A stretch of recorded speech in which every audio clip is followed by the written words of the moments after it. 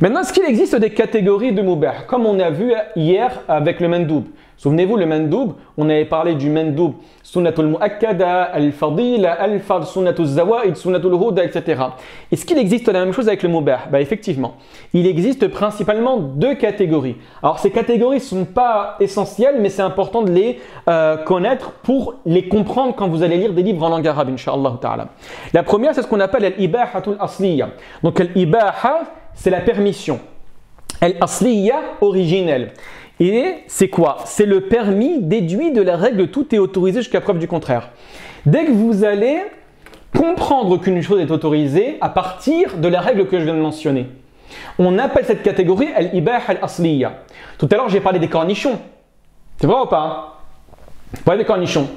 Est-ce que vous avez un texte coranique ou un hadith du prophète sallallahu alayhi wa sallam qui dit que les cornichons, alors peut-être il y en a un, mais ça m'étonnerait en tout cas dans les hadiths, dans le Coran il n'y a pas, c'est sûr, peut-être il y a un hadith, mais je ne le connais pas. Mais est-ce qu'il y a un, en tout cas on prend du Coran, on part à la base qu'il n'y en a pas. Est-ce qu'il y a un verset ou un hadith qui dit que les cornichons sont autorisés? Il n'y en a pas, hein? D'accord. Alors, on va prendre les cornichons parce que j'ai un doute, sincèrement, j'ai un doute, on va prendre les sneakers. Allez, gars, sneakers, c'est facile. Est-ce qu'il y a un hadith où il y a un verset du Coran qui dit que le sneakers est autorisé? Non.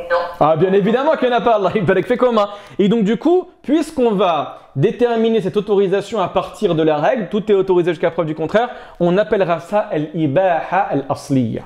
D'accord? Par contre, regardez bien l'exemple que j'ai donné, les friandises et les boissons gazeuses. Il n'y a pas de texte qui autorise les friandises, il n'y a pas de texte clair qui autorise les boissons gazeuses. Par contre, vous allez retrouver la deuxième, c'est ce qu'on appelle l'ibaha al-shar'iyya. Donc l'ibaha, c'est l'autorisation, la permission, al-shar'iyya législative. C'est le permis extrait des textes. Regardez bien le verset que vous allez retrouver. C'est pas le verset, pardon. La viande des gens du livre qu'on a vu au préalable, c'est mentionné dans le Coran. Puisque c'est mentionné dans le Coran, c'est une ibaha shar'iyya.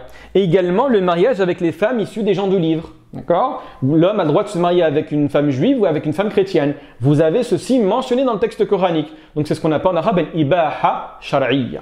Vous avez compris la différence entre les deux? C'est assez clair? Ça va? C'est facile, hein? Regardez bien. Donc maintenant, c'est quoi le lien entre les deux? C'est ce qu'on appelle al-umum ou al-khusus al-mutlaq. À savoir que toute ibaha shar'iyya est une ibaha asliya. Mais toute ibaha asliya n'est pas une ibaha shar'iyya. Vous avez compris le lien entre les deux ou pas? Oui. C'est comme on dit c'est comme on dirait en français, tout parisien est français, mais tout français n'est pas parisien. C'est vrai, hein? D'accord? Tout français est européen, je parle au niveau de la citoyenneté, hein. Tout français est européen, mais tout européen n'est pas français. Donc là, c'est exactement la même chose. Toute ibaha shar'iyya est une ibaha asliya, la première, mais toute ibaha asliya n'est pas une ibaha shar'iyya.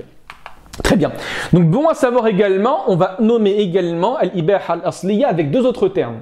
Mais ça, c'est pour votre culture personnelle. On va dire soit que c'est une ibaha aqliya, donc une permission rationnelle. Pourquoi? Parce que c'est basé sur ce qu'on appelle le dalil de la raison, dalil al-aql.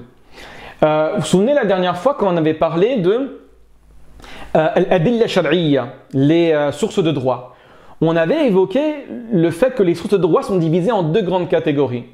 Vous avez l'adilla al-naqliya ou l'adilla al-aqliya, à savoir les sources textuelles qui sont basées sur du texte, le Coran, la Sunna, l'Ijma' et ce qu'on appelle Shar'u man qablana, à savoir les législations antérieures.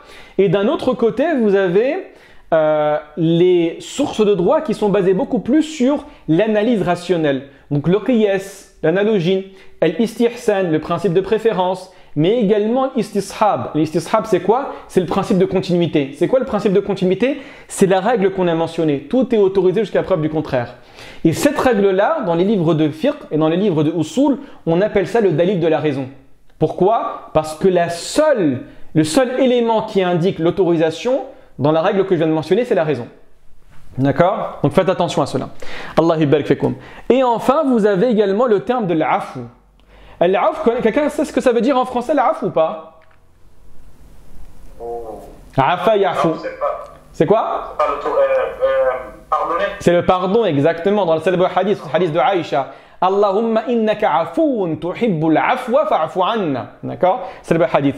Et en fait, ici, c'est basé sur un hadith, le hadith de Salman al-Farisi, où le prophète sallam, dans le sens du hadith, va dire que Dieu a mis des limites, respectez-les. Il a mis des interdits, ne les transgressez pas. Et il s'est tu sur certaines choses, ne les cherchez pas. D'accord? Il ne s'est pas tu par oubli, mais il s'est tu pourquoi? Par pardon envers vous, par magnanimité envers vous, par miséricorde. D'accord? Donc, rahmatan bikum ghayra nisyan fala tabhathu anha. Donc, c'est ce qu'on appelle martabatul afu. Le fait que Dieu aurait pu parler de ceci. Il aurait pu mettre de la gêne, mais par sa miséricorde, il a fait en sorte de ne pas en parler. Non pas par oubli, mais pour faciliter au maximum. D'accord? Cette catégorie qu'on appelle l'afu. Très bien, Allah yabarak fikoum. Donc, c'est la raison pour laquelle il ne faut pas poser de questions. Hein. Des fois, quand vous n'avez pas de texte, autorisé, interdit, ne pose pas de questions. Il y a des personnes, c'est très difficile. J'en connais, hein. Franchement, c'est très difficile. Oui, mais je ne comprends pas. Est-ce que tu as le droit de prendre ça parce que le quart de ça, il est arrivé de cette manière-là et ensuite je vois qu'il y a cet édulcorant qui a été rajouté, mais c'est un additif qui est mélangé avec cet élément-là. Ouh! Tu ne peux pas parler des gens comme ça, c'est compliqué, tu vois? Donc en gros, non, c'est bon. On te demande, on te dit que c'est comme ça, prends-le et mange-le sans aucun problème. Les compagnons n'étaient pas ce qu'on appelle en arabe mutakallifin, c'est-à-dire qu'ils s'imposaient des charges contraignantes. L'islam n'accepte pas la charge contraignante. D'accord? Faites attention à cela.